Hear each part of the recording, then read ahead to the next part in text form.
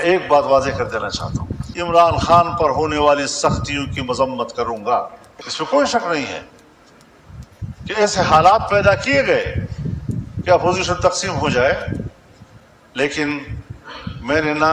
حکومت اور اپوزیشن کو تقسیم ہونے دیا ہے اور نہ اپوزیشن کو آپس میں تقسیم ہونے دیا ہے۔ ان کا لیڈر جیل میں اس حالت میں ہے، وہ واقعی قابل قبول نہیں ہو سکتی۔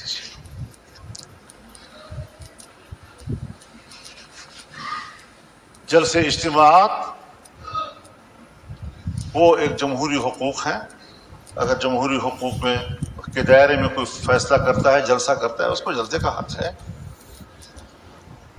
لیکن میں ایک بات واضح کر دینا چاہتا ہوں کہ اگر میاں نواز شریف صاحب پر ظلم ہوتا ہے، میاں شہباز شریف صاحب پر ظلم ہوتا ہے، آصف علی زرداری صاحب اور ان کی بہن کے ساتھ، ان کی جماعت کے سینئرز کے ساتھ زیادتی اور ظلم ہوتا ہے، اور میں ان کے ساتھ شانہ بشانہ کھڑا ہوں، ان کے خلاف ہونے والے ہر قدم پر میں نے فرنٹ لائن پر لڑائی لڑی ہے۔ اگر میں اس وقت آپ کے اوپر ہونے والے مظالم میں آپ کے شانہ بشانہ تھا تو میں آج بھی عمران خان پر ہونے والی سختیوں کی مذمت کروں گا۔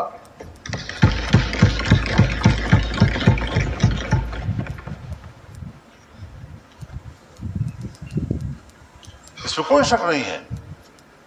کہ ایسے حالات پیدا کیے گئے کہ اپوزیشن تقسیم ہو جائے، لیکن میں نے نہ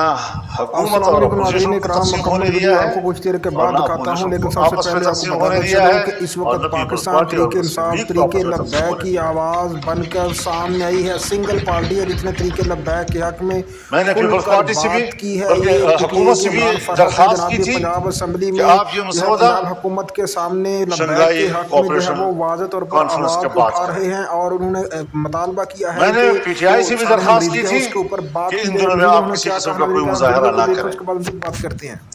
کیوں؟ باہر سے مہمان آ رہے ہیں، مہمان ویسے بھی قابل قدر ہوتا ہے۔ گھر میں بھی اگر بھائیوں کے اندر اور عزیزوں کے اندر میں تھوڑی سی کوئی خلش ہوتی بھی ہے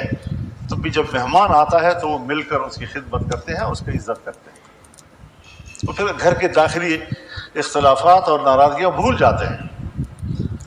یہ ہمارے معاشرے کا اساس ہے اور میں نے اسی بنیاد پر یہ بات کہی تھی۔ میں شکر گزار ہوں جناب شہباز شریف صاحب کہ آپ نے اس مسودے کو ان دنوں میں اس پر کام کرنا چھوڑ دیا اور اس کو مؤخر کر دیا تھا۔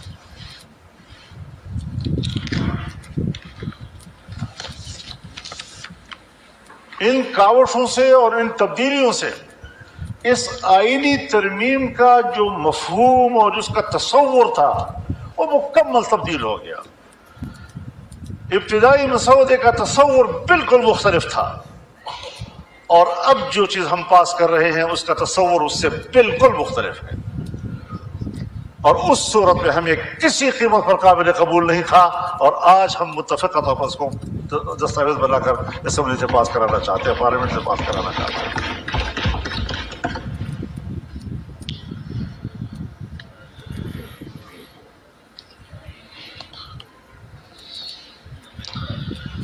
ہم آج بھی ایک بات کہنا چاہتے ہیں کہ عدالت کی تشکیل کے حوالے سے ہر چند کہ میں نے ایک آئینی عدالت کی بات کی تھی، لیکن جتنا بھی ہم نے محنت کی اور کوشش کی اور مختلف سٹیک ہولڈرز کے ساتھ بات کی، اس تصور پر اتفاق نہیں آ رہا تھا۔ کوئی کہہ سکتا ہے کہ وہ آئیڈیل ہے، اس طرح ہونا چاہیے، میں آج بھی اس نظریے کے ساتھ جنگ نہیں لڑ رہا ہوں۔ دیکھیے، جمہوریت ہے، انقلاب نہیں۔ انقلاب میں آپ یک لخت نظام کو تبدیل کرتے ہیں، لیکن جمہوریت میں آپ تدریجی اصلاحات کی طرف جاتے ہیں، تدریجی طور پر آپ اصلاحات لاتے ہیں۔ اس میں جن چیزوں کے ہم کافی عرصے سے اس قابل نہیں تھے کہ کر سکیں، آج ہم بڑی مشکل سے وہاں پہنچے ہیں کہ جو ہم نہیں کر سکتے تھے آج ہم کر پا رہے ہیں۔ اس حوالے سے میں یہ بھی عرض کرنا چاہوں گا کہ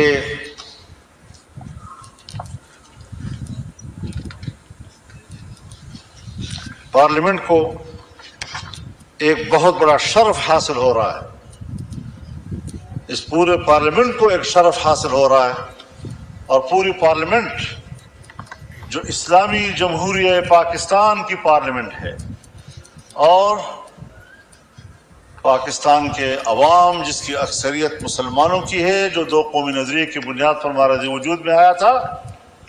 اور آج وہ فیصلہ دے رہی ہے کہ 2028 کے بعد ملک کے اندر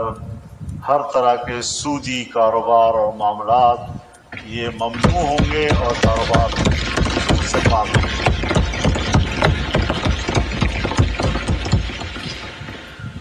یہ آج بہت بڑا فیصلہ ہم نے کیا ہے، ہمارے کورٹ نے فیصلہ کیا، 1997 میں فیصلہ کیا، لیکن نظر ثانی کیسوں کے نتیجے میں آج تک اس کے کوئی فیصلہ نہیں آ سکا۔ ابھی پھر شریعت کورٹ نے اس کے حوالے سے فیصلہ کیا، لیکن کمرشل بینک، عام بینک، وہ دوبارہ نظر ثانی میں چلے گئے، اور وہ اتنی کمزور عدالت ہے ہماری شریعت کورٹ کہ اس کے خلاف کوئی درخواست دے دے تو ان کا فیصلہ معطل ہو جاتا ہے۔ اب اس کو مضبوط بنانا ہے، اور اللہ تعالیٰ نے بڑے واضح طور پر فرمایا ہے، یا ایھا الذین آمنوا اتقوا اللہ وذروا ما بقی من الربا ان کنتم مؤمنین، کہ اللہ سے ڈرو اور تمہارے ذمے جو سود کا کوئی مال ہے اس کو چھوڑ دو اگر تم ایمان والے ہو، اور اگر نہیں کرتے فإن لم تفعلوا فأذنوا بحرب من اللہ ورسولہ، اگر تم یہ کاروبار نہیں چھوڑتے تو پھر اللہ کے ساتھ جنگ کے لیے تیار ہے۔ اور مفسرین نے لکھا ہے کہ سودی کاروبار کرنے والے آخرت میں جب اللہ کے سامنے پیش ہوں گے تو اللہ کہے گا تلوار اٹھاؤ، لڑو میرے ساتھ، جنگ کرو میرے ساتھ اگر تیرے اندر ہمت ہے تو۔ کیا وہ اللہ کے سامنے تلوار اٹھا سکے گا؟ لیکن اللہ اسی پر اس کو شرمندہ کرے گا اور ذلیل کرے گا کہ تم نے دنیا میں ناظرین سودی کرام، آپ کاروبار نے کیا دیکھا جی تھا، طریقے اب انصاف اٹھاؤ پہ نا جو ہے تلوار۔ یہ فرحت عباس میں نے تیرے جناب خلاف جنگ کا اسمبلی اعلان میں کر دیا انہوں تھا۔ نے سانحہ امریکہ کے حوالے سے کھل کر بات اس کی، اور حوالے انہوں سے نے اسمبلی سے مطالبہ کیا کہ میں آج کا جو معمول کا ایجنڈا ہے اس کو ملتوی شکر کر گزار کے ہوں جو سانحہ امریکہ کہ ہوا ہے اس کے اوپر بات کی حکومت جائے، میں شامل اور تمام اس جماعتوں نے ساتھ ساتھ ہماری انہوں نے اس کہا کہ ترمیم جو کو نون لیگ ہے قبول کر لیا ہے، اور ہم اللہ سے من حیث القوم معافی مانگیں، اور یہ پارلیمنٹ قوم کی نمائندہ ہے۔ ہم جب یہاں پر بیٹھ کر اس 77 سالوں کا جرم اس پر اللہ سے معافی مانگیں گے تو اللہ غفور الرحیم ہے، انشاءاللہ وہ پورے قوم کو معاف کر دے گا۔ ہر بات یعنی آپ خود اندازہ لگائیں، جب پاکستان بنا اور ہم نے اسٹیٹ بینک آف پاکستان بنایا تو اسٹیٹ بینک آف پاکستان کی افتتاحی تقریب سے قائد اعظم محمد علی جناح نے خطاب کرتے ہوئے فرمایا کہ مغرب کے نظام معیشت نے ہمارے لیے مشکلات پیدا کی ہیں، بلکہ انسانیت کے لیے مشکلات پیدا کی ہیں۔ ہم ملک میں وہ نظام معیشت لائیں گے جو اسلامی تعلیمات کے مطابق ہوگا۔ ہر بات پہ ہم قائد اعظم کا حوالہ دیتے ہیں، یہاں ہمیں ان کا حوالہ کیوں بھول گیا؟ ناظرین، مولانا فضل الرحمان نے آج ایوان میں حکومت کو بہت بڑا جھٹکا دے دیا۔ جی ہاں، مولانا فضل الرحمان نے عمران خان کے حق میں کھل کر آواز اٹھا دی، اور انہوں نے کہا کہ جو کچھ بھی اس وقت عمران خان کے ساتھ ہو رہا ہے وہ انتہائی غلط ہو رہا ہے، اور وہ عمران خان کے ساتھ کھڑے ہیں۔